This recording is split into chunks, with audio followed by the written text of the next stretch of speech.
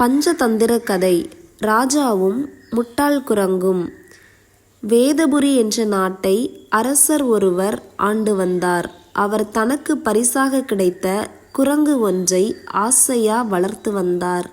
அந்த குரங்கும் அந்த அரசரின் மீது மிகவும் பாசமாக இருந்தது.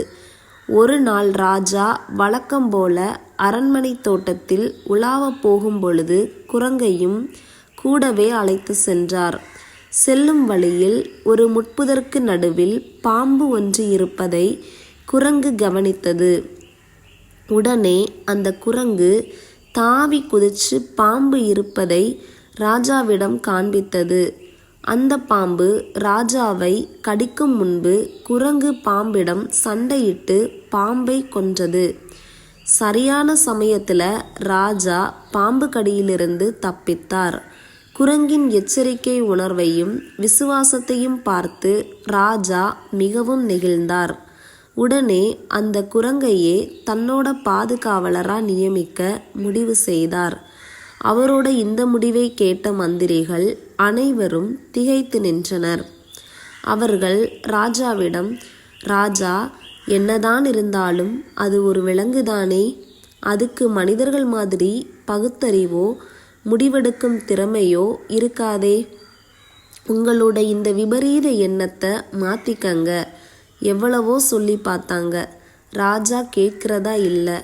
என்னை பொறுத்த வரைக்கும் ஒரு அந்தரங்க பாதுகாவலனுக்கு இருக்க வேண்டிய முக்கியமான தகுதி பாசமும் விசுவாசமும் தான்.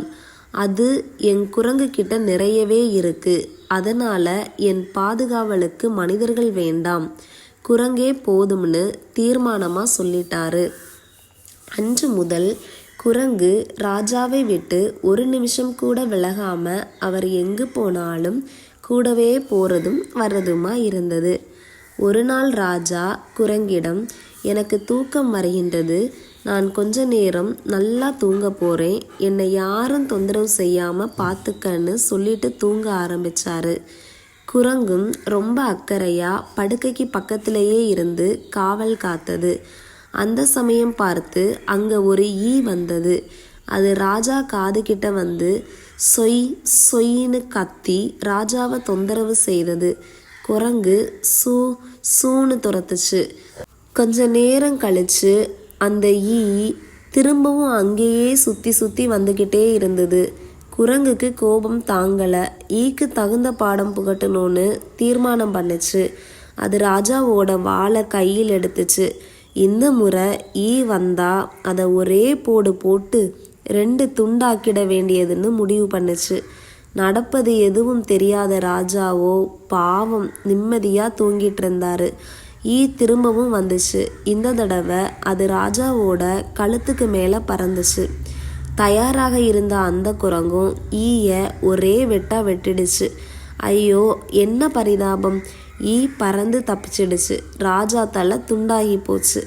இப்படியாக ராஜா தன்னோட சொந்த பாதுகாவலனாலேயே கொல்லப்பட்டுட்டாரு. ராஜா இந்த விஷயத்தை கேள்விப்பட்டு அந்த நாட்டு மக்களும் மந்திரிகளும் சோகத்துல மூழ்கிட்டாங்க. நீதி: புத்திசாலியான எதிரியை விட முட்டாளான தோழன்தான் ரொம்ப ஆபத்தானவன். தேங்க்ஸ் ஃபார் வாட்சிங்.